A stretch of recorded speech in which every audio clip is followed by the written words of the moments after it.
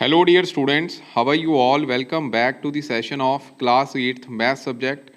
Today we are going to discuss about the solution of sample paper number 4 for your national achievement survey as well as for your final examination of term 1.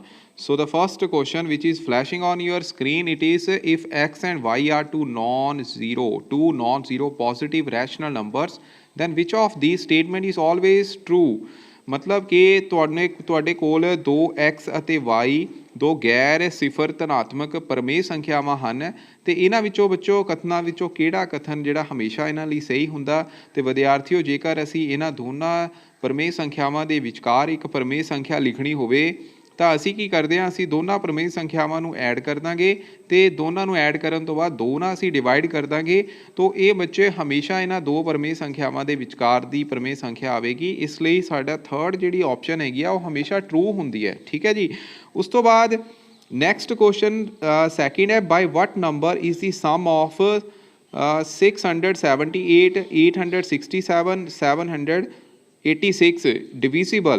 ठीक है। तो विद्यार्थियों ਇਹਦੇ ਵਿੱਚ ਤਿੰਨ ਤੁਹਾਨੂੰ ਜਿਹੜੀਆਂ ਸੰਖਿਆਵਾਂ ਦਿੱਤੀਆਂ ਹਨ ਉਹਨਾਂ ਵਿੱਚ ਅਸੀਂ ਡਿਜਿਟ ਨੂੰ ਇੱਥੇ ਕੀ ਹੈ इंटरचेंज किया होया है। ठीक है। तो विद्यार्थियों इनू करन लई असी एक मैथड जिहड़ा है अडॉप्ट करांगे। सब तो पहला असी पहली संख्या नूं उहदे एक्सपेंडिड फॉर्म दे विच लिख दांगे। तुहानूं पता 678 नूं असी 600 जमा 70 जमा 8 लिख सकते हैं।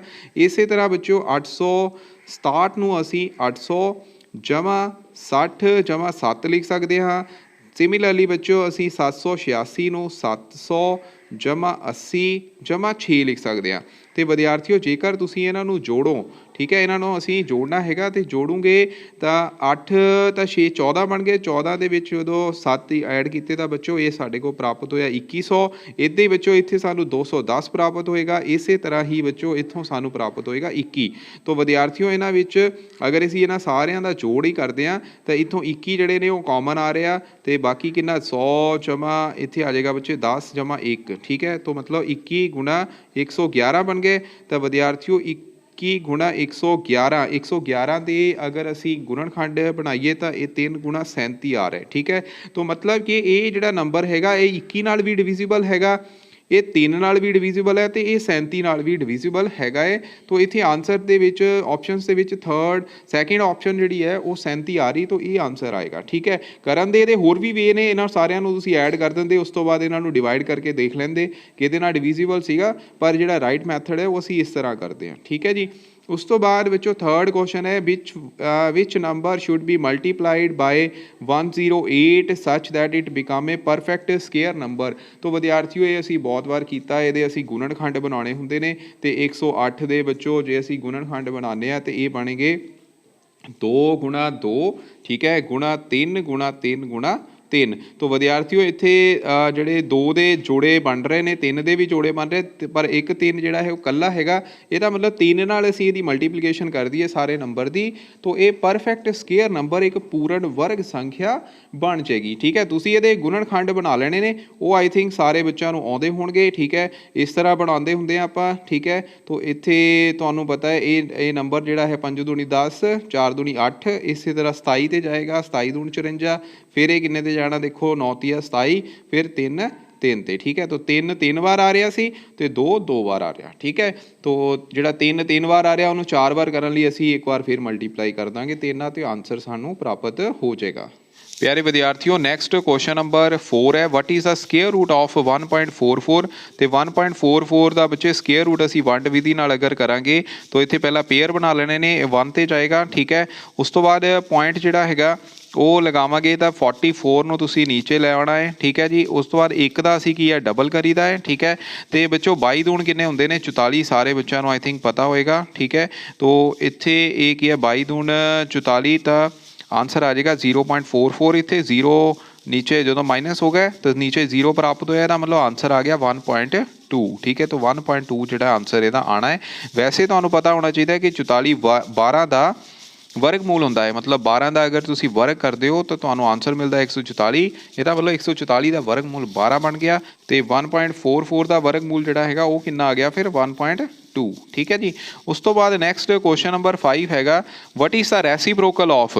बच्चों इत्थे रेसीप्रोकल पूछा है। ठीक है, रेसीप्रोकल का मतलब होंदा है उल्ट। ठीक है, तो क्वेश्चन जिहड़ा है वो हैगा 5⁻⁻7 ਇਹਦਾ ਅਸੀਂ ਰੈਸੀਪ੍ਰੋਕਲ ਕੱਢਣਾ ਹੈ। ਰੈਸੀਪ੍ਰੋਕਲ ਦਾ ਮਤਲਬ ਹੁੰਦਾ ਹੈ ਕਿ ਉਸ ਸੰਖਿਆ ਨੂੰ ਕਿੰਨੇ ਨਾਲ ਅਸੀਂ ਮਲਟੀਪਲਾਈ ਕਰੀਏ ਤਾਂ ਕਿ ਸਾਨੂੰ 1 ਪ੍ਰਾਪਤ ਹੋਵੇ। तो ਅਸੀਂ ਸੰਖਿਆ ਜਿਹੜੀ ਹੈ x ਇੱਥੇ ਕੱਢਾਂਗੇ तो ਕੀ ਕਰਾਂਗੇ 1/5 ਦੀ ਪਾਵਰ -7 ਇਹ ਨੀਚੇ ਆ ਜਾਏਗੀ। ਠੀਕ ਹੈ, तो ਇਹ ਮਾਈਨਸ ਵਾਲੀ ਹੈ, ਇਹਨੂੰ ਪਲੱਸ ਲਈ ਬਣਾਉਣ ਲਈ ਅਸੀਂ ਕੀ ਹੈ इस वैल्यू ਨੂੰ ਉੱਪਰ ਲੈ ਜਾਣਾ है। तो 5 ਦੀ ਪਾਵਰ 7 ਜਿਹੜਾ ਇਹਦਾ ਆਨਸਰ ਆ ਜਾਏਗਾ ਸੈਕਿੰਡ ਆਪਸ਼ਨ। ओके, ਅੱਗੇ ਬੱਚੇ क्वेश्चन नंबर 6वां है which of the following is not true.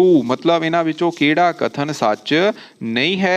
सो विद्यार्थियों इत्थे एक गल दा ध्यान रखना है, पहला ये फार्मूला सारे बच्चे समझ लो कि इत्थे सारी जिन्नियां भी ऑप्शन दित्तियां ने इत्थे फार्मूला लगा होया है e⁻m ਉਹਦੀ ਪਾਵਰ ਜਿਹੜੀ ਹੈ ਫਰਦਰ n। मतलब कि इत्थे a the power m the n ਨਾਲ ਕੀ ਹੈ ਗੁਣਾ ਹੋ ਰਹੀ ਹੈ। ठीक है, तो ਇੱਥੇ ਦੇਖੋ ਪਹਿਲੇ ਵਿੱਚ 3⁻3 ਉਹਦੀ ਪਾਵਰ ਫਰਦਰ 1 हैगी तो 3 × 1 3 आ रहा है। मतलब ये राइट ऑप्शन हैगी है। ठीक है, उस तो बाद -1 ਦੀ 1 ਨਾਲ ਮਲਟੀਪਲੀਕੇਸ਼ਨ ਕਰੋਗੇ -1 ਹੀ ਆएगा, ये भी राइट ऑप्शन है।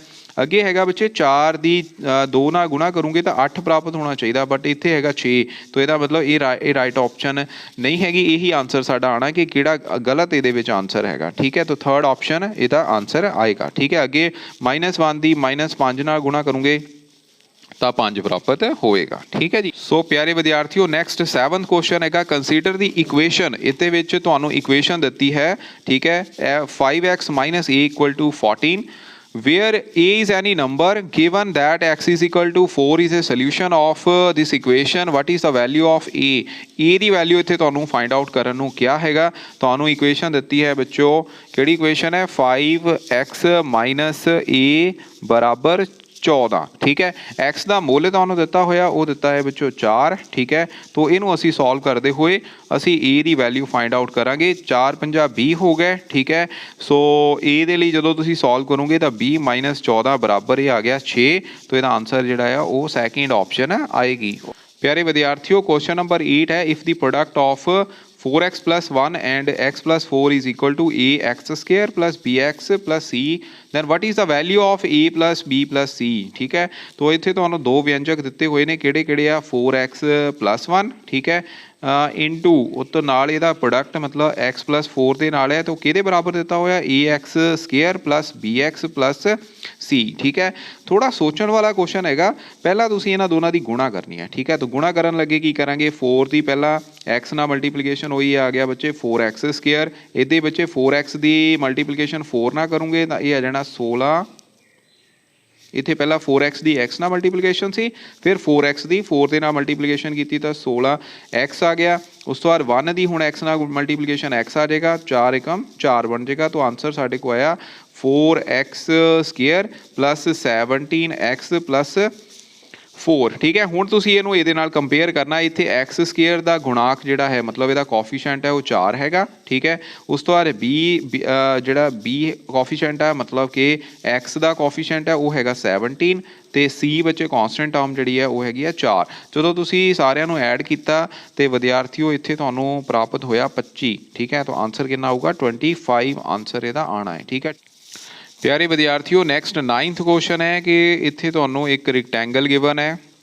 ਇਸ ਰੈਕਟੈਂਗਲ ਦੀ ਲੈਂਥ ਜਿਹੜੀ ਹੈ ਉਹ ਦਿੱਤੀ ਹੋਈ ਹੈ 4ab ਤੇ ਬ੍ਰੈਡਥ ਦਿੱਤੀ ਹੋਈ ਹੈ ਪਿਆਰੇ ਵਿਦਿਆਰਥੀਓ 6b²। ਠੀਕ ਹੈ, ਇਹਨੂੰ ਕੈਪੀਟਲ B ਲੈ ਲਓ, ਇਹਨੂੰ ਕੈਪੀਟਲ L ਲੈ ਲੈਂਦੇ ਆਪਾਂ। ਠੀਕ ਹੈ, तो ਬੱਚੋ ਇਹਦਾ ਏਰੀਆ ਜਿਹੜਾ ਹੈ ਉਹ ਤੁਹਾਨੂੰ ਪੁੱਛਿਆ ਹੈਗਾ। ਏਰੀਆ ਦਾ ਮਤਲਬ ਕੀ ਹੈ ਖੇਤਰਫਲ। तो ਏਰੀਆ ਬੱਚੋ ਹਮੇਸ਼ਾ ਕੀ ਹੁੰਦਾ ਲੈਂਥ × ਬ੍ਰੈਡਥ ਤੇ ਦੋਨਾਂ ਦੀ ਮਲਟੀਪਲੀਕੇਸ਼ਨ ਤੁਸੀਂ ਕਰੋਗੇ ਤਾਂ ਇਹ ਆ ਜਾਏਗਾ 4ab × b² मतलब 6 × 24 b ਦੀ ਪਾਵਰ ਜਿਹੜੀ ਹੈ ਕਿਉਂਕਿ ਬੇਸ ਸੇਮ ਹੈਗੇ ਨੇ ਤੇ ਪਾਵਰ ਐਡ ਹੋ ਜਾਣੀ ਹੈ तो b ਦੀ ਪਾਵਰ 3 ਆਏਗਾ। तो ਇਹ ਆਪਸ਼ਨ ਇੱਥੇ ਆ ਰਹੀ ਹੈ ਪਿਆਰੇ ਵਿਦਿਆਰਥੀਓ ਕਿਹੜੀ ਆਪਸ਼ਨ ਹੈ ਸੈਕਿੰਡ ਆਪਸ਼ਨ। ਠੀਕ ਹੈ, तो ਸੈਕਿੰਡ ਆਨਸਰ ਇਹਦਾ ਆਏਗਾ। ਨੈਕਸਟ 10th ਕੁਐਸਚਨ ਹੈਗਾ ਦੀ value of a + b the whole square + a - b the whole square. ठीक है, ਕਿਹਦੇ ਬਰਾਬਰ ਆਏਗਾ ਬੱਚੋ ਇਹ ਪੁੱਛਿਆ ਹੈ। तो a प्लस बी का होल स्केयर फार्मूला होंदा a square plus b square plus 2ab, ठीक है। नाल ही बच्चों तुसी a square plus b square minus 2ab जो कि ए माइनस बी का होल स्केयर ये फार्मूला होंदा है। दोनों नूं जदों तुसी ऐड करोगे तो इत्थे 2ab ना कट जाएगा क्योंकि साइन दोनों के ओपोजिट ने, तो बाकी बच्चों ऐड हो जाने ने। इत्थे ए स्केयर जिहड़ा 2 बार आ जाएगा तो बी स्केयर भी 2 बार आ जाएगा। तो यदा मतलब यदा आंसर आ रहा है थर्ड ऑप्शन। ओके जी, सो ये सीगा तुहाडा 10th क्वेश्चन।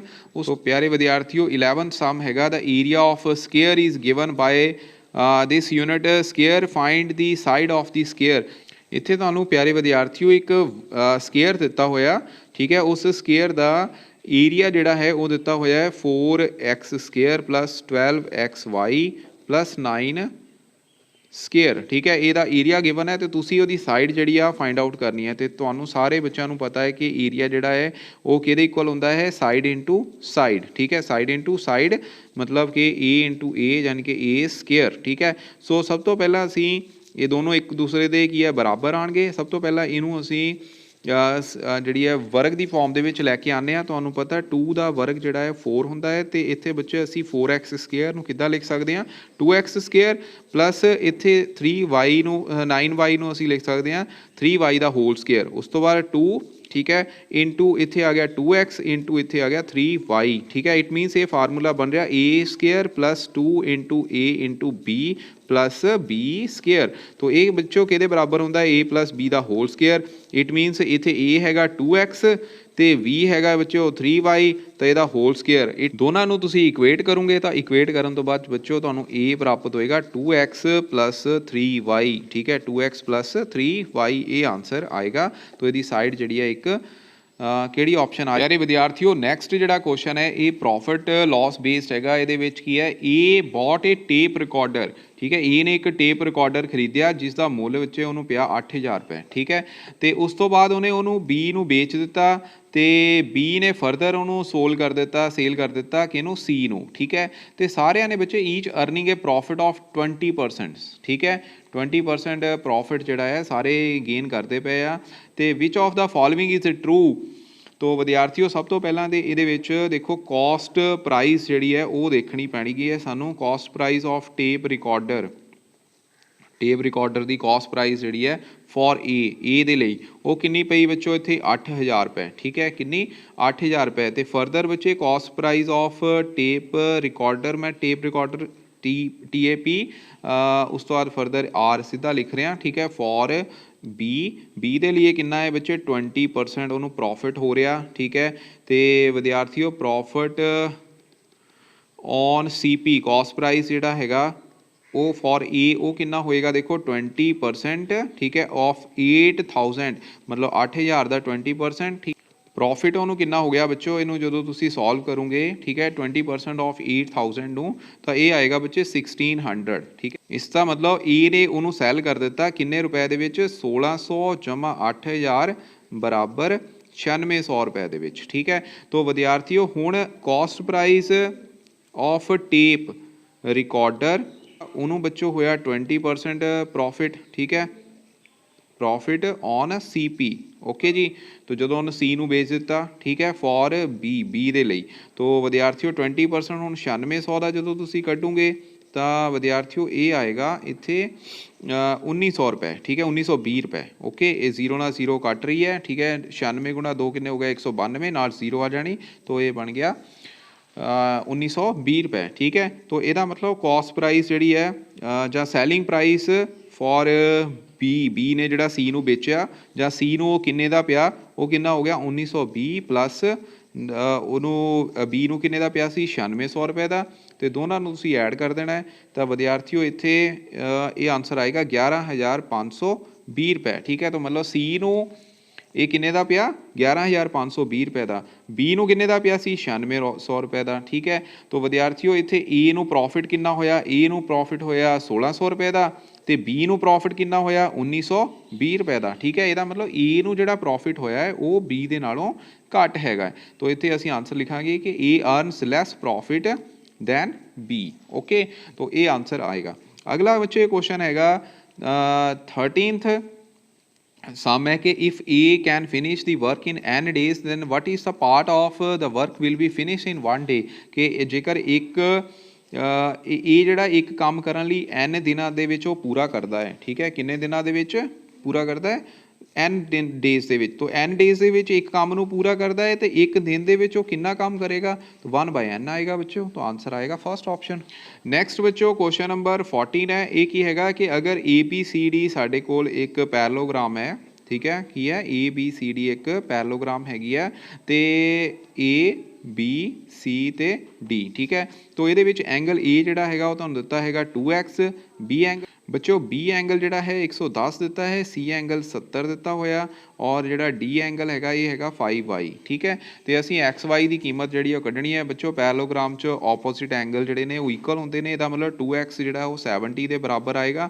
तो इत्थों x की वैल्यू 35 आ रही है ठीक है बच्चे 5y जिहड़ा हैगा वो 110 के बराबर आ जाएगा इहदा मतलब इत्थों y का मुल जिहड़ा है वो प्राप्त होएगा बच्चे 22 डिग्री तो आंसर आ रहा फर्स्ट ऑप्शन ओके उस तो बाद नैक्सट भी बच्चे पैरेललोग्राम बेस्ड ही है कि अगर दो एडजेसेंट एंगल्स जिहड़े ने एडजेसेंट एंगल का मतलब हुंदा बच्चों आ वाला एंगल ते ए वाला एंगल ए ते बी ठीक है ये एडजेसेंट एंगल ही आ मान लो दो एडजेसेंट एंगल आ पहला एंगल हैगा आ ए एंगल सपोज इत्थे दिता होया 5x - 5 ठीक है मैं फिगर ऊपर वाली लै रहा बी एंगल जिहड़ा है वो दिता होया 10x + 35 ठीक है तो इन्हां एंगल्स की असीं रेशो फाइंड आउट करनी है तो विद्यार्थियों इत्थे रेशो का मतलब अनुपात फाइंड आउट करना है तो कितना होएगा बच्चों पहली गल तुहानूं पता होनी चाहिए किसी भी पैरेललोग्राम के एडजेसेंट एंगल का सम जिहड़ा हमेशा 180 डिग्री हुंदा है तो असीं पहलां इत्थे x की वैल्यू फाइंड आउट करांगे इन्हां दोनों एंगल्स नूं जो तुहानूं दित्ते ने उन्हां नूं ऐड करके बराबर कर देना 180 दे जदों तुसीं इन्हां नूं ऐड करोगे 5 + 10 15 बन गया 15x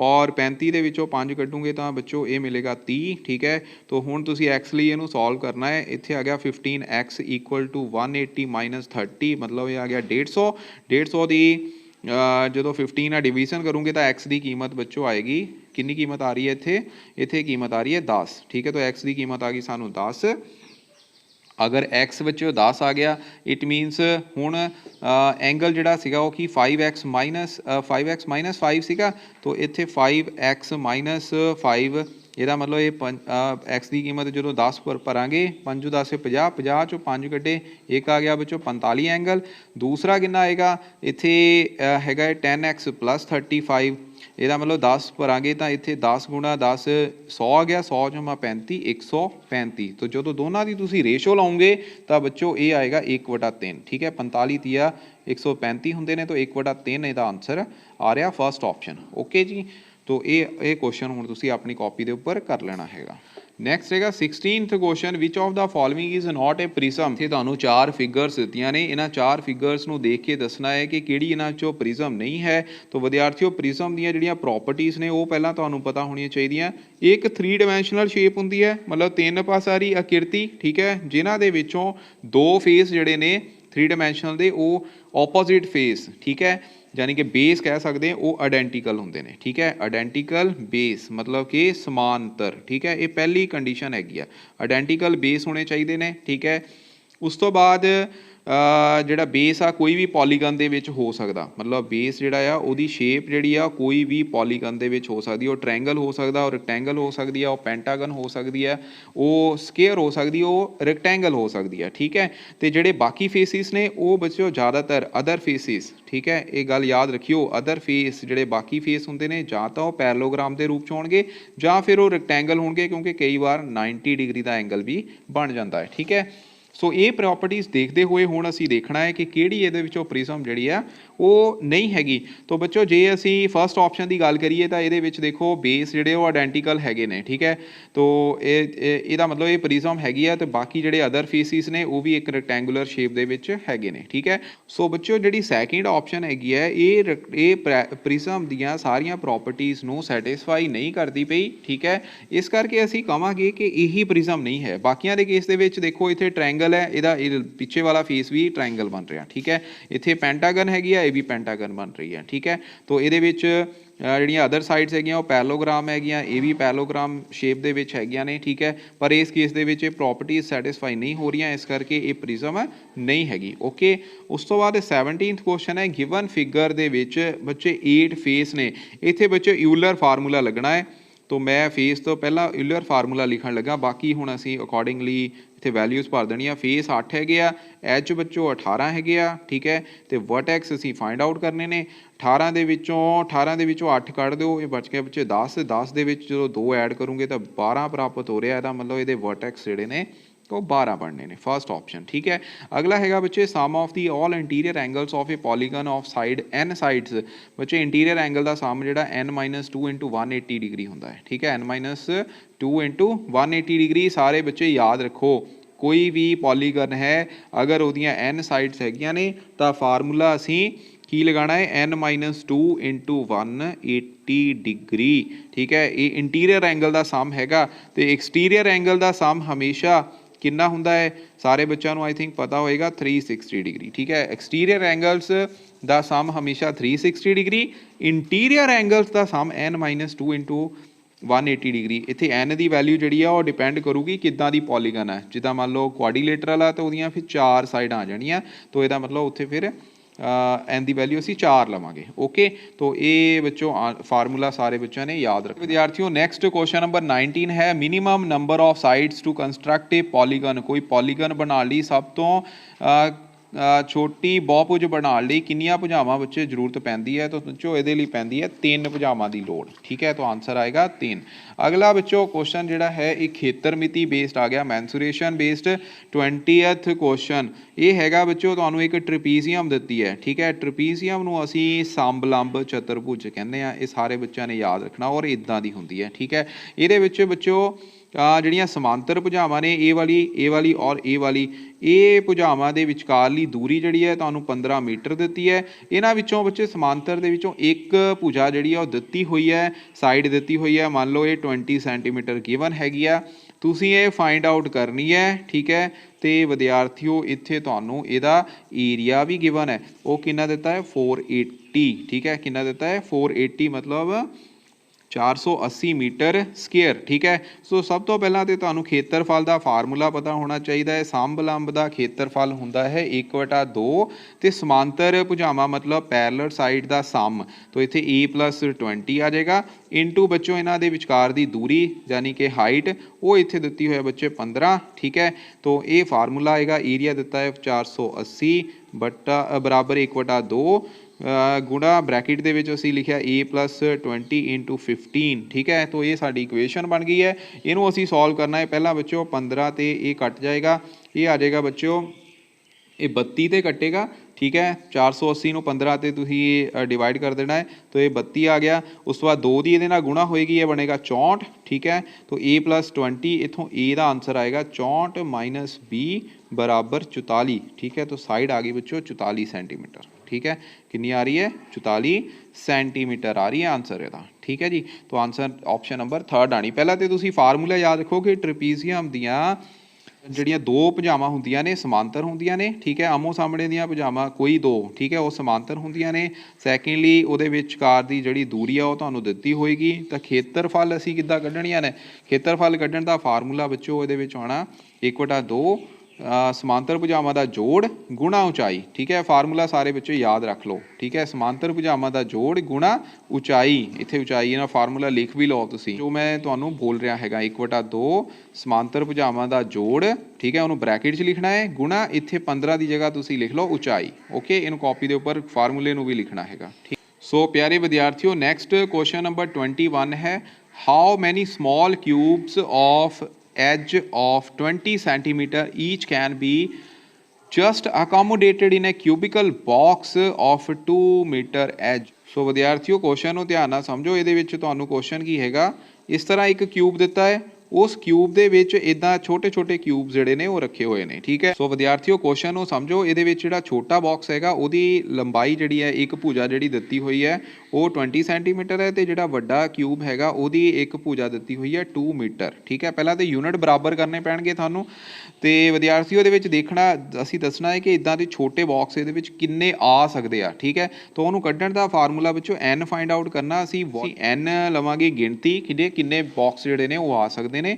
ਅਸੀਂ ਕੀ ਕਰਾਂਗੇ, ਅਸੀਂ ਇੱਥੇ ਲਵਾਂਗੇ ਵੋਲੀਅਮ ਆਫ ਬਿਗਰ ਕਿਊਬ। ਠੀਕ ਹੈ, ਇੱਥੇ ਨੋਟ ਕਰ ਲਓ, ਬਿਗਰ ਕਿਊਬ ਮਤਲਬ ਵੱਡੇ ਘਣ ਦਾ ਆਇਤਨ ਤੇ divide by volume of small cube ਮਤਲਬ ਛੋਟੇ ਘਣ ਦਾ ਆਇਤਨ। ਠੀਕ ਹੈ, ਤਾਂ ਵੱਡੇ ਘਣ ਦਾ ਆਇਤਨ ਜਿਹੜਾ ਹੈਗਾ ਮਤਲਬ ਵੋਲੀਅਮ ਆਫ ਬਿਗਰ ਕਿਊਬ ਉਹ ਵਿਦਿਆਰਥੀਓ ਹੁੰਦਾ ਹੈ ਸਾਈਡ ਇਨਟੂ ਸਾਈਡ ਮਤਲਬ a ਕਿਊਬ। ਠੀਕ ਹੈ, ਤਾਂ ਇਹਦੀ ਸਾਈਡ ਨੂੰ ਅਸੀਂ a ਮੰਨ ਲੈਂਦੇ ਹਾਂ, ਦੂਸਰੇ ਦੀ ਅਸੀਂ b ਮੰਨ ਲੈਂਦੇ ਹਾਂ, ਤਾਂ ਉਹ ਆ ਜਾਏਗਾ b ਕਿਊਬ। ਠੀਕ ਹੈ, ਸੋ ਪਿਆਰੇ ਵਿਦਿਆਰਥੀਓ ਸਭ ਤੋਂ ਪਹਿਲਾਂ ਅਸੀਂ 2 ਮੀਟਰ ਲੈਂਥ ਨੂੰ ਸੈਂਟੀਮੀਟਰ ਵਿੱਚ ਬਦਲ ਲੈਂਦੇ ਹਾਂ। ਸੈਂਟੀਮੀਟਰ ਵਿੱਚ ਇਹਨੂੰ 100 ਨਾਲ ਵਿੱਚੋਂ ਗੁਣਾ ਕਰਨੀ ਪੈਗੀ। ਠੀਕ ਹੈ, ਤਾਂ ਇਹ ਆ ਜਾਏਗਾ 200 ਸੈਂਟੀਮੀਟਰ। ਠੀਕ ਹੈ, ਸੋ ਪਿਆਰੇ ਵਿਦਿਆਰਥੀਓ ਵੱਡੇ ਘਣ ਦਾ ਆਇਤਨ ਜਿਹੜਾ ਹੈ ਉਹ ਆਇਆ 200 ਗੁਣਾ 200 ਗੁਣਾ 200। ਠੀਕ ਹੈ, ਤੇ ਛੋਟੇ ਘਣ ਦਾ ਆਇਤਨ ਕਿੰਨਾ ਬਣਿਆ 20 ਗੁਣਾ 20 ਗੁਣਾ 20। ਠੀਕ ਹੈ, 3 ਜ਼ੀਰੋਸ ਨੀਚੇ ਹੈਗੀਆਂ ਨੇ ਤੇ 3 ਜ਼ੀਰੋ ਉੱਪਰ ਤੁਸੀਂ ਕੱਢ ਦਿਓ।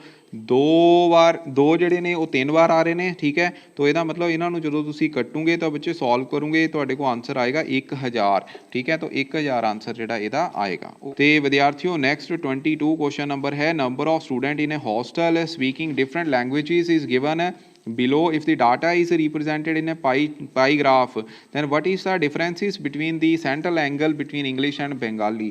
तो ਵਿਦਿਆਰਥੀਓ ਇਹਦੇ ਵਿੱਚ ਤੁਹਾਨੂੰ ਕੀ ਹੈ, ਇੱਕ ਹੋਸਟਲ ਦੇ ਵਿੱਚ ਵਿਦਿਆਰਥੀ ਰਹਿੰਦੇ ਨੇ, ਉਹਨਾਂ ਦੀ ਉਹ ਕਿਹੜੀ ਭਾਸ਼ਾ ਬੋਲਦੇ ਨੇ ਉਹਨਾਂ ਬਾਰੇ ਦੱਸਿਆ ਹੋਇਆ ਹੈ ਕਿ ਹਿੰਦੀ ਭਾਸ਼ਾ ਬੋਲਣ ਵਾਲੇ 40 ਵਿਦਿਆਰਥੀ ਹਨ, ਇੰਗਲਿਸ਼ ਬੋਲਣ ਵਾਲੇ 12 ਵਿਦਿਆਰਥੀ ਹਨ, ਮਰਾਠੀ ਬੋਲਣ ਵਾਲੇ 9 ਵਿਦਿਆਰਥੀ ਹਨ। ਸਾਡਾ ਕੰਮ ਇੱਥੇ ਕਿਹੜਾ ਹੈ, ਇੰਗਲਿਸ਼ ਦੇ ਵਿਦਿਆਰਥੀਆਂ ਨਾਲ ਤੇ ਬੰਗਾਲੀ ਦੇ ਵਿਦਿਆਰਥੀਆਂ ਨਾਲ ਉਹਨਾਂ ਦੇ ਕਿੰਨੇ ਵਿਦਿਆਰਥੀ ਜਿਹੜੇ ਨੇ ਪਾਈ ਚਾਰਟ ਦੇ ਅਕੋਰਡਿੰਗਲੀ ਉਹਨਾਂ ਦਾ ਸੈਂਟਰਲ ਐਂਗਲ ਦਾ ਡਿਫਰੈਂਸ ਜਿਹੜਾ ਹੈ ਉਹ ਅਸੀਂ ਫਾਈਂਡ ਆਊਟ ਕਰਨਾ ਹੈ। ਪਹਿਲਾਂ ਤਾਂ ਸਾਨੂੰ ਸੈਂਟਰਲ ਐਂਗਲ ਫਾਈਂਡ ਆਊਟ ਕਰਨਾ ਆਉਣਾ ਚਾਹੀਦਾ।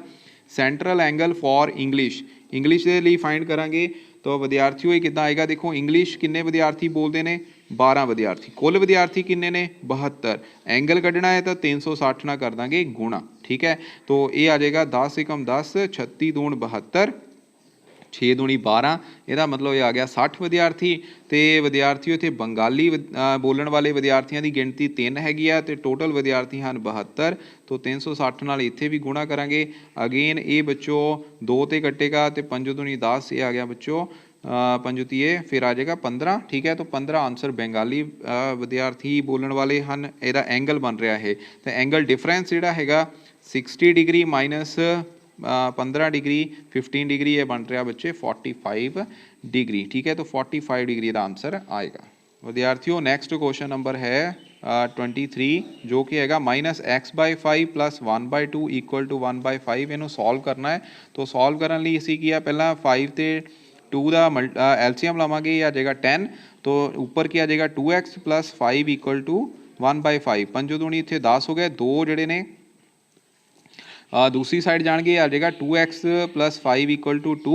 ठीक है, तो विद्यार्थियों इतों 2 ਦੇ ਵਿੱਚੋਂ ਅਸੀਂ 5 ਨੂੰ ਮਾਈਨਸ ਕਰਾਂਗੇ, ਸਾਨੂੰ ਮਿਲੇਗਾ -3। ਮਾਈਨਸ ਨਾਲ ਮਾਈਨਸ ਕੱਟ ਜਾਏਗੀ ਤੇ x ਦੀ ਕੀਮਤ ਆ ਗਈ 3/2। तो ਇਹਦਾ ਆਨਸਰ ਆ ਗਿਆ 3/2। ਓਕੇ ਜੀ, ਉਸ ਤੋਂ ਬਾਅਦ ਵਿਦਿਆਰਥੀਓ ਨੈਕਸਟ ਕੁਐਸਚਨ ਨੰਬਰ ਹੈਗਾ 24। है विकास हैज बॉट 2 टेबल्स, 2 टेबल खरीदे होन किन्ने रुपए च बच्चे 1200 रुपए दे विच। ठीक है, एक ते बच्चों ਨੂੰ 5% प्रॉफिट होया, दूसरे दे विच 10% प्रॉफिट होया। ठीक है, तो 2 टेबल ने दोनों की कीमत 1200 रुपए है, एक ते प्रॉफिट 5% दूसरे दे 10%। ठीक है, तो टोटल प्रॉफिट असी फाइंड आउट करना है। इत्थे बच्चों 0 ਨਾਲ 0 कट गई, पहले दे विच ਉਹਨੂੰ 120 रुपए का, दूसरे टेबल 'ਚ 120 रुपए का प्रॉफिट हो रहा, तो पहले दे विच 12 पंजे 60 रुपए का प्रॉफिट हो रहा। कुल प्रॉफिट ऐड कर दिओ बच्चों, ये बन गया 180।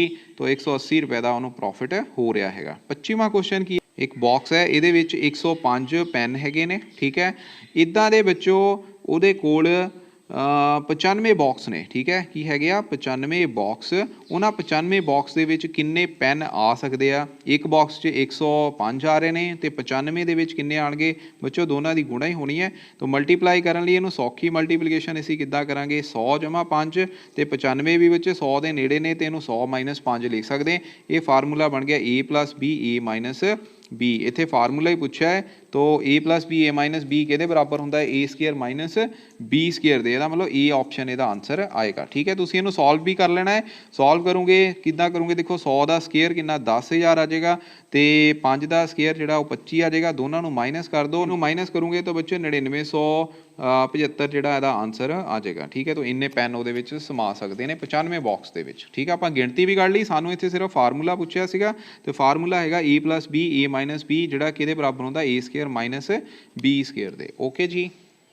सो विद्यार्थियों next question number 26, if x coordinates of a point is 0 then this point always lies in dash। तो कित्थे लाई करेगा बच्चों? वो फर्स्ट क्वाड्रेंट विच, सैकेंड क्वाड्रेंट विच, जां एक्स एक्सिस ते जां फिर वाई एक्सिस ते कोई पॉइंट दिता होया P, ਉਹਦੇ कोआर्डीनेट ਜਿਹੜਾ ਹੈ ਉਹ x0 देता, दूसरे ਦੀ कोई भी वैल्यू मान लो ਅਸੀਂ 3 ਮੰਨ ਲੈਂਦੇ ਹਾਂ, ਠੀਕ ਹੈ। ਜੇਕਰ ਹੁਣ ਤੁਸੀਂ ਇਹਨੂੰ ਡਰਾ ਕਰੋਗੇ ਤਾਂ ਗ੍ਰਾਫ ਦੇ ਉੱਪਰ तो ग्राफ ਇੱਦਾਂ ਹੀ ਬਣੇਗਾ ਨਾ, ਕਿਉਂਕਿ ਦੋਨੋਂ ਪੋਜ਼ਿਟਿਵ ਵੈਲਿਊ ਮੈਂ ਇਸ ਤਰ੍ਹਾਂ ਲੈ ਰਿਹਾ। x ਦੀ ਵੈਲਿਊ 0 ਆ ਉਹ ਤਾਂ ਇਹ ਆ ਗਈ, ਠੀਕ ਹੈ। y ਦੀ ਵੈਲਿਊ 3 ਆ ਤਾਂ ਬੱਚੋ ਇੱਥੇ ਆਏਗੀ। ਇਹਦਾ ਮਤਲਬ ਇਹ y ਐਕਸਿਸ ਤੇ ਲਾਈ ਕਰੂਗਾ, ਠੀਕ ਹੈ। ਕਿੱਥੇ ਲਾਈ ਕਰੇਗਾ? y ਐਕਸਿਸ ਦੇ ਉੱਪਰ। तो y ਧੁਰੇ ਤੇ फोर्थ ऑप्शन ਇਹਦੀ आंसर ਦੇ ਵਿੱਚ ਆਏਗੀ, ठीक है। सो प्यारे विद्यार्थियों नेक्स्ट क्वेश्चन नंबर 27 है, find the smallest 3 digit perfect square number which is divisible by 6 8 and 12। तो ਇਹਦੇ ਵਿੱਚ ਸਭ ਤੋਂ ਪਹਿਲਾਂ ਅਸੀਂ ਐਲਸੀਐਮ ਲਵਾਂਗੇ। 6 8 ਤੇ 12 ਦਾ ਬੱਚੋ ਐਲਸੀਐਮ ਕਿਸ ਤਰ੍ਹਾਂ ਆਏਗਾ? ਦੇਖੋ ਇਹਨੂੰ ਤੁਸੀਂ ਪਹਿਲਾਂ ਇਹ 2 ਤੇ ਜਾਣਾ, 3 दूनी 6, 4 दूनी 8, 6 दूनी 12। ਉਸ ਤੋਂ ਬਾਅਦ ਇਹ 2 ਤੇ ਜਾਏਗਾ, ਠੀਕ ਹੈ। 3 2 दूनी 4, 3 दूनी 6। ਉਸ ਤੋਂ ਬਾਅਦ ਫਿਰ 2 ਤੇ 3 1 3। ਉਸ ਤੋਂ ਬਾਅਦ ਇਹ ਜਾਏਗਾ 3 ਤੇ 3 1 1 1, ਠੀਕ ਹੈ।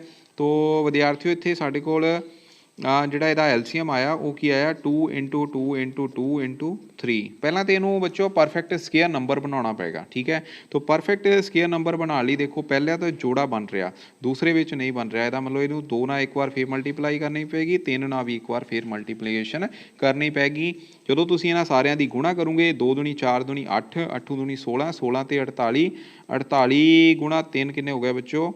144, ठीक है। तो ਇਹਦਾ आंसर ਜਿਹੜਾ ਉਹ 144 ਆਏਗਾ। ओके जी। नेक्स्ट क्वेश्चन नंबर 28 है, half metre cloth cost 30 rupees. ਅੱਧਾ ਮੀਟਰ ਕੱਪੜੇ ਦੀ ਕੀਮਤ ਜਿਹੜੀ ਆ ਉਹ 30 ਰੁਪਏ ਹੈਗੀ ਆ। 1 ਮੀਟਰ ਦੀ ਬੱਚੋ ਕਿੰਨੀ ਹੋਏਗੀ? 1 ਮੀਟਰ ਦੀ ਹੋਣੀ ਹੈ, ਇਹਦੀ 2 ਨਾਲ ਗੁਣਾ ਕਰ ਦਿਓ 60 ਰੁਪਏ, ਠੀਕ ਹੈ। ਪੁੱਛਿਆ ਕਿੰਨੇ ਲਈ ਹੈ ਤੁਹਾਨੂੰ? 2 × 3/5। तो 2 × 3/5 ਜਿਹੜਾ ਆ 5 दूनी 10, 10 ਜਮਾ 3 13 ਬਣ ਗਏ। तो 13/15, 60 ਗੁਣਾ 13/15, 12 ਪੰਜੇ 60 ਹੋ ਗਏ।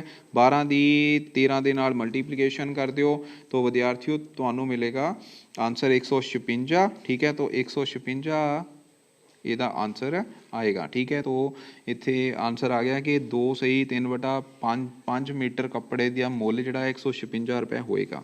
अगला क्वेश्चन नंबर है, if the 29, if the quantities P and Q are in inverse proportion. अगर P ਤੇ Q ਉਲਟਨ ਸਮਾਨ ਅਨੁਪਾਤ ਵਿੱਚ ਹਨ ਤੇ X ਦਾ ਮੁੱਲ ਕਿੱਦਾਂ ਕੱਢਾਂਗੇ? ਬੱਚੋ ਇੱਥੇ ਅਸੀਂ ਸੌਖਾ ਤਰੀਕਾ ਕਰਨਾ ਹੁੰਦਾ ਹੈ, 3 ਦੀ 2 ਨਾਲ ਗੁਣਾ ਕਰ ਦਿਓ, ਇੱਦਾਂ 1.5 ਦੀ X ਨਾਲ ਗੁਣਾ ਕਰ ਦਿਓ, ਠੀਕ ਹੈ। ਜਦੋਂ ਤੁਸੀਂ ਇਹਨੂੰ ਸੋਲਵ ਕਰੋਗੇ ਫॉर X ਤਾਂ ਇਹਨੂੰ ਬੱਚੋ ਤੁਸੀਂ ਇੱਦਾਂ ਕਰੋ, ਤੁਹਾਨੂੰ ਪਤਾ ਹੈ 1.5 ਦਾ ਮਤਲਬ 3/2 ਹੀ ਹੁੰਦਾ ਹੈ, ਠੀਕ ਹੈ। तो 3 ਨਾਲ 3 ਕੱਟ ਰਹੇ ਨੇ, 2 ਉੱਪਰ ਚੱਲਣਗੇ, 2 दूनी 4, तो 4 ਇਹਦਾ ਆਨਸਰ ਆ ਜਾਏਗਾ, ਠੀਕ ਹੈ। ਤੇ ਲਾਸਟ ਕੁਐਸਚਨ ਹੈਗਾ, which of the following is equal to 4⁻⁻4। तो ਵਿਦਿਆਰਥੀਓ ਇੱਥੇ 4 ਦੀ ਪਾਵਰ -4 ਹੈ। ਅਗਰ ਅਸੀਂ 4 ਨੂੰ 2 ਦੀ ਪਾਵਰ 2 ਲਿਖ ਦਈਏ ਤਾਂ ਕੋਈ ਫਰਕ ਨਹੀਂ ਪਿਆ, ਫਿਰ ਪਾਵਰ ਦੀ ਪਾਵਰ ਨਾਲ ਗੁਣਾ ਹੋ ਜਾਂਦੀ ਹੈ ਤੇ ਆ ਜਾਏਗਾ 2 ਦੀ ਪਾਵਰ -8, ਆਪਸ਼ਨ ਨੰਬਰ 3rd, ਠੀਕ ਹੈ। ਸੋ ਇਹ ਤੁਹਾਡੀ 4th ਸ਼ੀਟ ਜਿਹੜੀ ਆ ਹੁਣ ਸਾਰੀ ਕੰਪਲੀਟ ਹੋ ਗਈ ਹੈ। ਓਕੇ ਬੱਚੇ, ਥੈਂਕ ਯੂ।